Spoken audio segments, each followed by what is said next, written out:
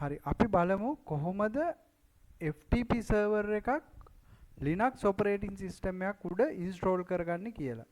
එතකොට අපිට පැකේජ් එකක් තියෙනවා VSFTPD කියලා පැකේජ් එක. අපි මුලින්ම පැකේජ් එක install කරමු.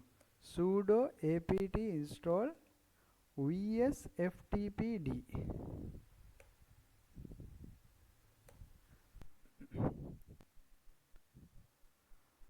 මේක install වුණායින් පස්සේ අපිට user කෙනෙක් create කරන්න ඕනේ FTP. ඒ කියන්නේ FTP server එකට අපි log වෙන්න user කෙනෙක්. එහෙම නැත්නම් අපිට guest mode එකේ ඕන කෙනෙක්ට anonymous ඒ කියන්නේ ඕන කෙනෙක්ට log වෙන්න පුළුවන් විදියට හදන්නත් පුළුවන්. නැත්නම් අපිට පුළුවන් user කෙනෙක්ට specifically මෙන්න මේ userට permission දෙන්න පුළුවන් FTP server එක access කරන්න පුළුවන් කියලා. හරිනේ. අපි user කෙනෙක් create කරමු. sudo add user FTP user. මේ FTP user කියන්නේ මේ නමක්. ඔයාලට ඕන නම් ඇලිස් හරි බොබ් හරි මොකක් හරි කැමති නමක් දාගන්න පුළුවන්. password 123 කියලා මම දාන්නේ. full name මේව නම් වැඩක් නැහැ මට.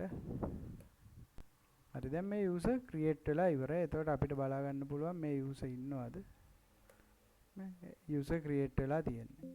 මේ FTP user කියන folder එක create වෙලා තියෙන්නේ. ඒකින්ද අපිට මේක create කරන්න අවශ්‍යතාවයක් නැහැ. අපිට ඊට පස්සේ මෙයාගේ permissions දෙන්න ඕනේ. ls l අපි බලමු permission මොනවද තියෙන්නේ කියලා.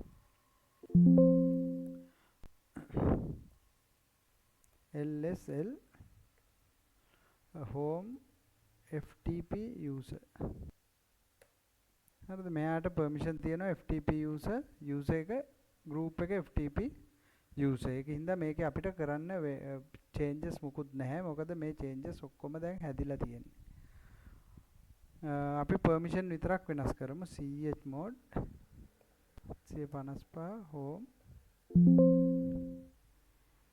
FTP user. මම හිතනවා ඔයාලා දන්නවා ඇති කියලා මේ 755 කියන්නේ මොකක්ද කියන එක. ඒ කියන්නේ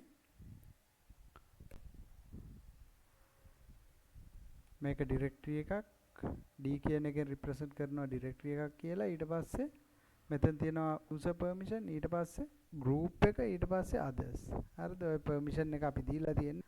අපි මුලින්ම configuration file එක edit කරන්න කලින් අපි මේ file එක copy කරමු. අනිවාර්යෙන් file එකක් configuration file එකක් edit කරන්න කලින් අනිවාර්යෙන් ඔයාලා මේ configuration file එක backup එකක් ගන්න. මොකද සමහර වෙලාවට සමහර configuration අපි දැම්මයින් පස්සේ වැඩ කරන්නේ නැතුව යනවා. එතකොට original file එකක් නැති වුණොත් ඔයාලා ලොකු අමාරුවක වැටෙනවා. ඒකින්ද අපි මේ file එක මේ config කරන්න කලින් backup එකක් ගමු. මේ backup එකක් ගන්න මම copy කරනවා මෙන්න මේ configuration file එක. මෙන්න මේ backup කියන file එකට etc එකේ මෙන්න මේ ඔය backup කියලා file එක. configuration කරද්දි මේ තියෙන ඒවා මම ඔක්කොම අයින් කරලා දාලා මම මොකද කරන්නේ? මම මෙතන මම දාලා D capital G ගහලා මට මේ ඔක්කොම එකපාර delete කරලා දාන්න පුළුවන් vi editor එකේ. හරිද? මම මේවා ඔක්කොම මේවා කරද්දි බලා ගන්න පුළුවන් vi editor එකෙන් කොහොමද වැඩ කරන්නේ. ඊට පස්සේ මම මොකද කරන්නේ? sudo systemctl restart vsf td service. මෙන්න මේ service එක restart කරනවා. මට ඕන නම් check කරගන්න මේ service එක වැඩද කියලා. status කියන command එක ගහලා බලා ගන්න පුළුවන්. හරි. enable කියන command එක ගැහුවොත් අපිට OS එක boot වෙන හැම වෙලාවෙම මේ service එක run වෙන්න setup කරලා තියන්න පුළුවන්. disable කියලා දැම්මොත් service එක run වෙනවා. හැබැයි restart වෙලා එද්දී එයා service එක අපි manually start කරන්න ඕනේ. හරි. දැන් කොහොමද අපි මේක access කරන්නේ? අපිට තියෙනවා tools මොනවද? files ඉලා තියෙනවා. ඊට පස්සේ WinSCP කියලා tool එකක් තියෙනවා. ඔය වගේ FTP tools බර ගන්නක් තියෙනවා. හරිද? මම පාවිච්චි කරනවා මෙන්න මේ WinSCP කියන tool එක. right? මම මේකෙන් දැන් connect වෙන්න යන්නේ.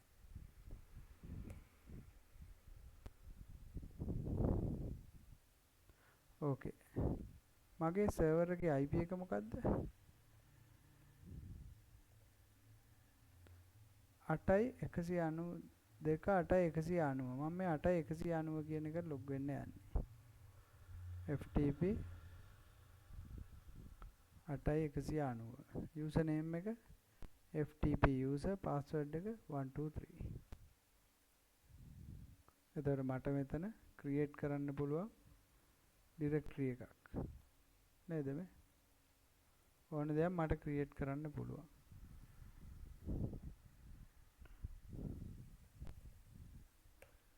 නේද ෆයිල් එක කොපි කරලා එහෙම බලමු මේ දැක්කද මේ ෆයිල් එක මේකට කොපි වෙනවා මේ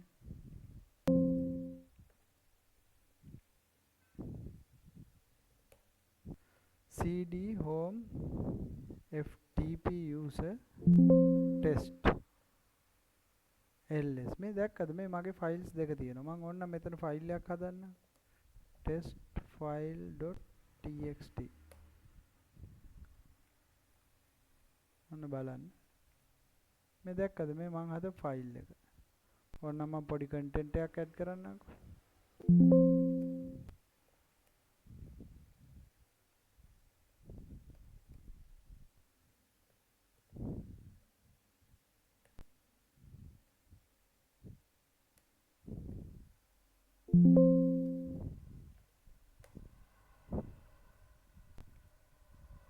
දැක්කනේ මේ තියෙන්නේ මම දැන් ඇඩ් කරපු කන්ටෙන්ට් එක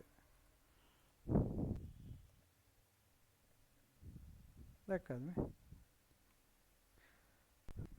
සුබ දවසක්